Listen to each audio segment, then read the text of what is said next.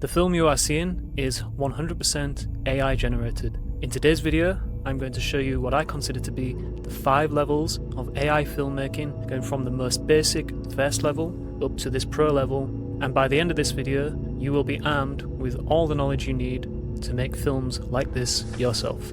So, let's get straight into it. Just before we do, if you would like to learn more about AI, content creation in general, I have a free Skool platform. You can join me over there right now, and all the resources that I share in this video will be available over there too.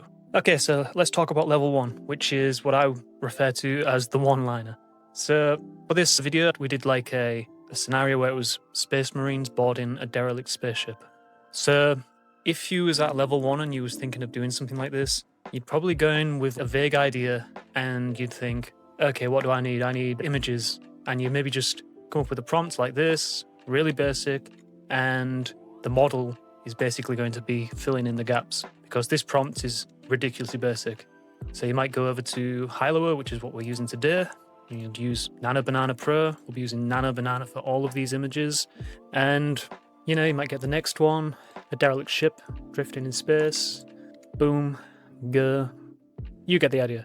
The problem with that is if you do this, you will get an image, but the model will basically have to fill in so many blanks. For instance, Space Marines, but what style of imagery? What lighting? What do they look like? You know? And as you can see, this image kind of looks cool. You could use this for something, I suppose. But if you was making a film, what you want is you want coherence. And as soon as we get to the next shot, I mean, again, that's okay. But when we get to shot 3, a Marine squad leader's helmet, you can see that obviously was way too vague. And the other thing about these images is they look painterly. They don't look like cinematic or realistic. They look like a painting. And that's because there was no style anchors baked into the prompt. And that is why I call this level 1, and it's the most basic level. Moving swiftly on, we're going to move to level 2. So what does level 2 look like? Well, it looks like this. So now you describe the image, but with empty mood words. You might put dramatic, cinematic, maybe vague references to the costumes, but because each shot is generated in isolation, you still will get kind of inconsistent results. So you can copy and paste these over, and yeah, the prompts are a bit more detailed, but it's still very vague. And as you can see, the results here, we've still got this kind of like, it doesn't look real, you know, it looks very fake, like graphic art or concept art for a video game. I think it's an improvement on level 1, and there is at least a bit of more coherence, but as you can see straight away between these two, the outfits kind of look a bit different. Surprisingly, they actually look not that different, and you probably could get away with this, but yeah, it's still not quite where I would want it to be. Notice we're not talking about all the other things that make a film yet, like obviously these would be animated. That's because these aren't usable. These are just too basic. Okay, we're not going to spend too long on these early levels because I feel like this is where a lot of people get stuck, and there's really not that much to talk about, to be honest. So level 3 is where things get a bit more interesting. This is a bit more advanced, and you can see straight away these prompts are a lot longer. And that is because we have started to add some consistent style references. Specifically at the end of this, you can see we're specifying for cinematic photorealism shot on 35mm film.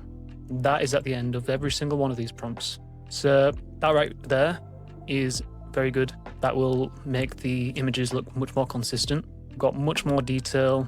We specify light source. So I think you can see somewhere a cold blue-black color palette. That's actually a style reference, I think. But obviously what I'm saying is there's a lot more. We're taking out the guesswork for Nano. Let's see what these come out like. This is a lot better, straight away. This actually looks like it belongs in a movie now. That looks realistic. This is something I would consider using. Let's have a look at our second image. Again, this looks much more realistic. This looks like an actual movie still now. And let's have a look at the next one. So the one thing I do want to flag here is these characters look different to this character. The outfits have changed, and the location doesn't really look the same either, but it is much better than what we was working with before. We're actually at the stage now where we could potentially use some of these, but the downside with this stage is we would probably have to rely on multiple regenerations when we get inconsistent results. And with that said, let's move on to level 4. This is where things start to get interesting. So this is where we start using references, costume asset registers, and a reference image that is always anchored for each one. So when it comes to references, this is where we actually start planning things. So for the Space Marine characters, for instance, what we can do is we can make a prompt like this one here, and we can actually describe and make a reference sheet for our Space Marines before we do a single image prompt for our actual production. This is the output from that prompt. So this is multiple angles in a grid format. Notice the 3x3 grid in the prompt, and notice all the style references here. As you can see, it does multiple angles of our Space Marine character. It's even got like the details on the wrist, different poses, like behind the back, side profile, close up. So now when we do our prompts, what we can do is add the character as a reference. So if you see this prompt here, it says medium shot of a Marine squad leader. And I've added that image there as a reference. So it's instructing Nana Banana. Again, what we're doing was taking away the guesswork, and we're not letting it fill in the gaps with what, totally random things. And we're saying we want it to look like this guy. And funnily enough, I think the prompt actually has changed the color of the armor. And that's because I think in here it says matte gray green. But other than that, you can see how it's captured the actual details correctly. This is a different shot. And another thing I want you to notice is we've started using cinematic direction terms like close-up or medium shot, or like this first one, wide shot. These are all terms that film directors are very familiar with. And we're baking that kind of terminology into our prompts from the get-go. Again, we want to make it crystal clear to Nana Banana what we're after here. Look at the style closer every single time. You see that? It's the same every time, and that helps bake consistency into the images. So here's our other shot. Again, you can see this is the same character in a very similar looking location. Notice the lighting is the same, and all that's changed is the perspective of the character. Got the derelict spaceship in deep space.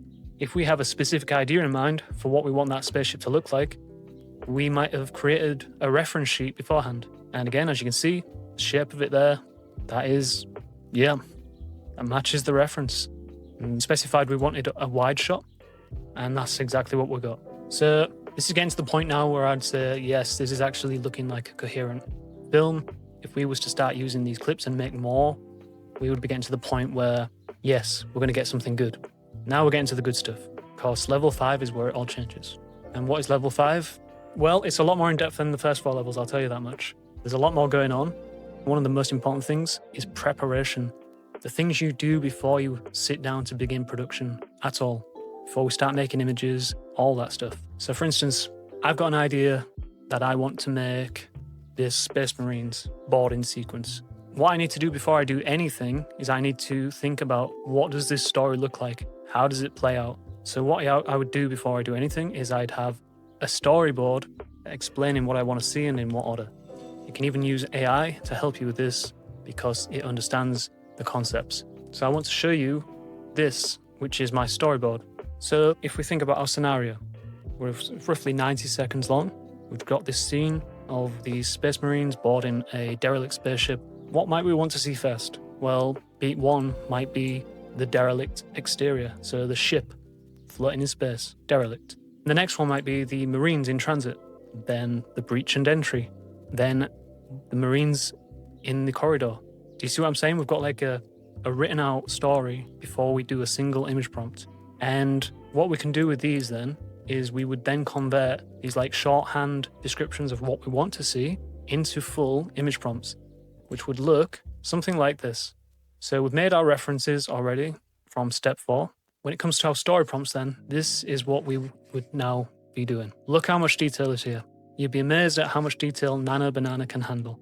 And this is not unusual for me when I'm making content. These prompts can sometimes get longer than this, in fact. So the key things I want to single out to you here are this. This is a big difference from level 4.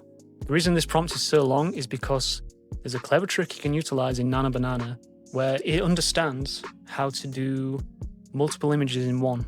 Like if you say you want like a 3x3 grid presenting multiple camera angles of a scene, it understands how to do that. And the reason this concept works and why you do it 3x3 is because when you make like a 4K image and you do like equal rectangles, they can be split down into individual HD quality frames. So it basically means you get 9 images from one, and the added benefit is you're baking in location consistency, character consistency, style consistency, all from the get-go.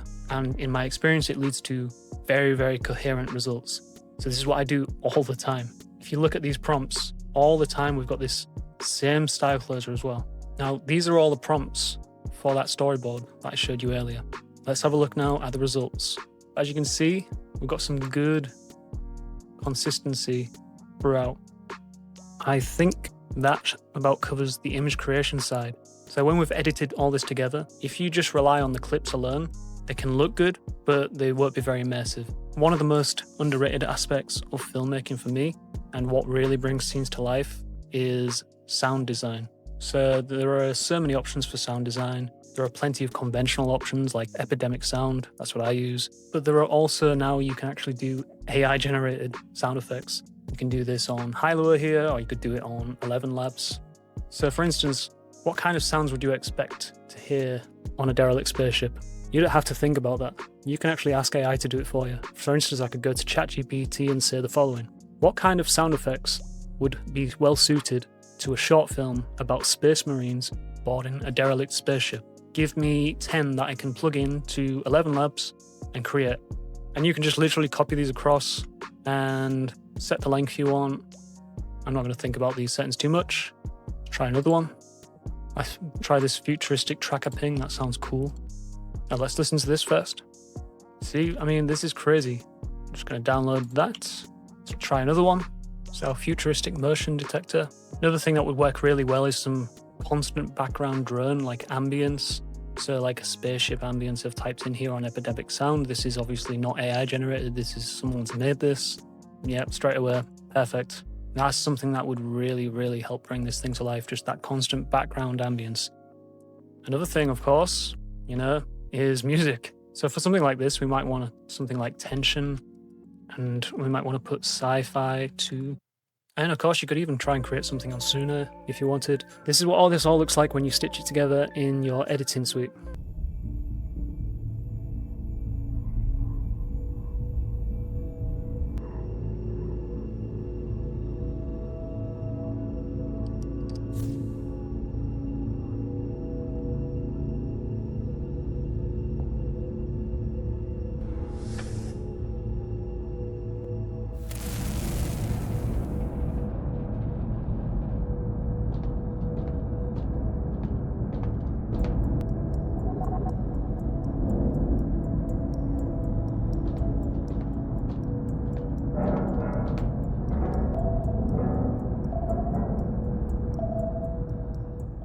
And there we have it. That's the 5 levels of AI filmmaking as I see it. If you enjoyed this video, please give it a like, consider subscribing, and of course, please do remember to check out my Skool. It is completely free for the time being. I will be charging soon. If you join now, you've locked in free for life. See you in the next one. Cheers.